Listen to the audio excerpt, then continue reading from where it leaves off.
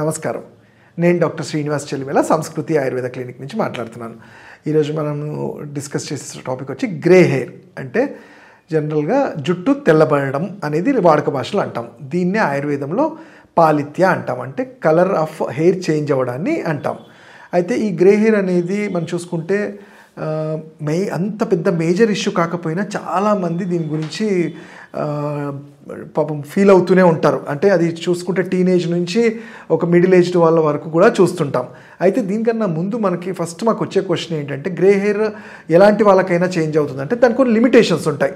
35-40 years లోపల మన body resistance immunity బాగుంటుంది కాబట్టి, అండ్ వీళ్ళకి వచ్చిన కారణం తెలుసుకొని ఇవ్వగలిగితే ఆ ఏజ్ వాళ్ళ వరకు కూడా మనము ట్రీట్మెంట్ చేయగలుగుతాం. బట్ ఏదైతే 50-60 ఏజ్ వల్ల ఉంటుందో వాళ్ళ అంటే అడుగుతుంటారు, డాక్టర్ గారు వాళ్ళకి తగ్గిస్తా అన్నారు కదా, మాకు కూడా తగ్గుతుందా అంటే అది ఏజ్ వల్ల కాబట్టి దాన్ని మనం రెస్పెక్ట్ ఇవ్వాలి. ఆ ఏజ్ వాళ్ళలో మనం గ్రే హెయిర్ నుంచి బ్లాక్ హెయిర్ అవుతుంది అనేది కరెక్ట్ కాదు.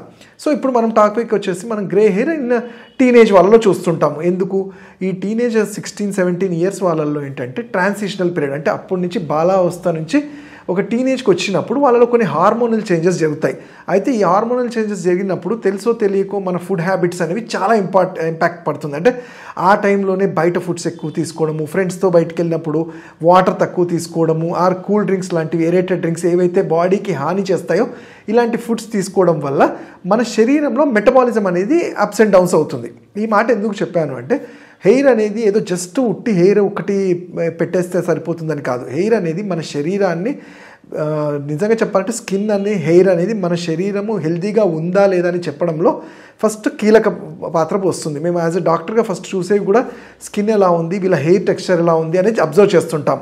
సో అలాంటప్పుడు ఈ హెయిర్ గ్రే అవ్వడానికి రీజన్స్ చూసుకుంటే మన శరీరంలో మెల్నోసైట్స్ అబ్జార్ప్షన్ అనేది, ఈ పిగ్మెంట్స్ అంటాము, అది బాడీ మన సన్ నుంచి మనకి ఫుడ్ నుంచి ఇవన్నీ వస్తుంటాయి. ఎప్పుడైతే ఈ మెల్నోసైట్స్ ఇమ్యూనిటీ తక్కువ ఉండి మెటబాలిజం వీక్ అయినప్పుడు ఆ మెల్నోసైట్స్ అనేవి కలరింగ్ ఏజెంట్స్ అంటాము. అది మన స్కిన్కి ఎలా కలరింగ్ ఇస్తుందో హెయిర్కి కూడా ఈ కలరింగ్ అనేది ప్రొడ్యూస్ చేస్తుంది. వాటి ఫంక్షనాలిటీ, వాటి పనితనం తగ్గిపోవటం వల్ల స్కిన్ స్లోగా, ఈ హెయిర్ అనేది స్లోగా గ్రేగా టర్న్ అవుతూ ఉంటుంది. ఒక వెంట్రుకతో మొదలై అది మొత్తము స్కాల్ప్ అంతా ఉంటుంది. ఈ కారణంగా చూసుకుంటాం. అలానే ఆయుర్వేదంలో దీన్ని ఒక పైత్య లక్షణం అంటాం. అంటే మన స్కాల్ప్ అనేది ఎప్పుడు హైపోథాలమస్ చాలా వేడిగా ఉంటుంది. బట్ మనం చేసే యాక్టివిటీస్, మన లైఫ్ స్టైలు, మన థింకింగ్, వీటన్నిటి వల్ల కూడా ఈ హైపర్ పైత్యం పెరగటం వల్ల వేడి అనేది స్కాల్ప్లో ఉండిపోయి ఆ వేడి అనేది తట్టుకోనంత ఉండి ఈ కలరింగ్ ఏజెంట్స్ని డ్యామేజ్ చేస్తుంది. స్కాల్ప్కి కావాల్సిన పోషణ జరగక కూడా హెయిర్ అనేది గ్రేగా టర్న్ అవుతుంటుంది. అలానే ఇంకోసారి న్యూట్రిషనల్ డిఫిషియన్సీస్ అంటాం. అంటే సరిగ్గా మనం తీసుకునే ఫుడ్లో మనకు కావాల్సిన న్యూట్రిషనల్ వాల్యూస్ ఉన్న ఫుడ్ తీసుకోకపోయినప్పుడు కూడా అది ఒక డిఫిషియన్సీ లాగా మనకి గ్రే హెయిర్ తెలుస్తుంది. ఇవే కాకుండా కొన్ని సందర్భాల్లో జెనెటిక్ ఫ్యాక్టర్స్ వల్ల కూడా ఈ గ్రే హెయిర్ ఉంటుంది. అయితే మరి దీనికి మనం ఎలా వస్తుందో తెలుసుకున్నాం. ఇప్పుడు దానికన్నా ముఖ్యం దీన్ని ఎలా తగ్గించుకోవాలి అంటే, ఫస్ట్ థింగ్ మనం ఎప్పుడు చెప్పేది ఏంటి, మన కల్చర్లోనే ఉంది, అభ్యంగనం అంటాం. అంటే శరీరానికి ఆయిల్ ఎలా పెడతామో తలకు కూడా హెయిర్ ఆయిల్ అప్లై చేయమంటాం. అంటే ఆయిల్ అప్లై చేయడం అనేది ఏదో హెయిర్ రావటం ఒకటే కాదు, ఆ స్కాల్ప్లో ఆ వేడిని తగ్గించాలి. బయట వెళ్ళినప్పుడు ఎండ నుంచి డైరెక్ట్గా స్కాల్ప్కి ఆ వేడి ఉండకూడదు. ఆ ఎండ వల్ల సెల్స్ ఏవైతే డ్యామేజ్ అవుతాయో వాటి నుంచి రక్షణ రావాలి కాబట్టి హెయిర్ ఆయిల్స్ అప్లై చేయమంటాము. అయితే ఈ హెయిర్ ఆయిల్స్లలో కూడా మేము చెప్పే ఆయుర్వేదంలో కయ్యున్యాది అంటాం. అలానే మనకు అందరికి తెలిసింది భృంగరాజ, దీన్నే గుంటగలగరాకు అంటారు. దీన్ని పేస్ట్ లాగా చేయడము. ఇంకా మంచిగా మనం ఇంట్లో చేసుకునేది మెంతి కూర.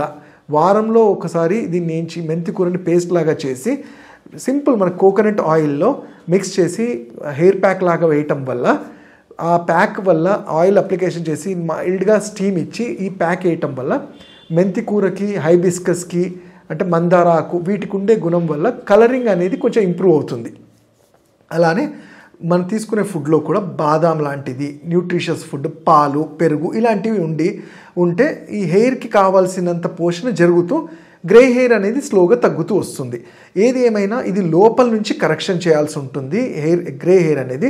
దానికి తగ్గట్టు ఆయుర్వేదం ఔషధాలు ఏవైతే నేను చెప్పాను ఇంతకుముందు అవి కాకుండా ఔషధాలలాగా మహామంజిష్టాది కషాయము, అలానే అశ్వగంధారిష్టము, ఇలాంటివి మీరు ఒక ఆయుర్వేద వైద్యుడి పర్యవేక్షణలో తీసుకోగలిగితే ఎక్స్టర్నల్ అప్లికేషను, అలానే ఈ హెయిర్ ప్యాక్స్. ఎక్స్టర్నల్ అప్లికేషన్ కూడా మీరు సొంతంగా ఇంట్లో చేసుకునేది, మెంతుల్ని రాత్రంతా నానబెట్టి ఒక వారం రోజులు ఎండలో కొబ్బరి నూనెలో పెట్టి ఆ ఆయిల్ అప్లై చేయటం వల్ల అది కూడా చాలా ఎఫెక్టివ్గా ఉంటుంది.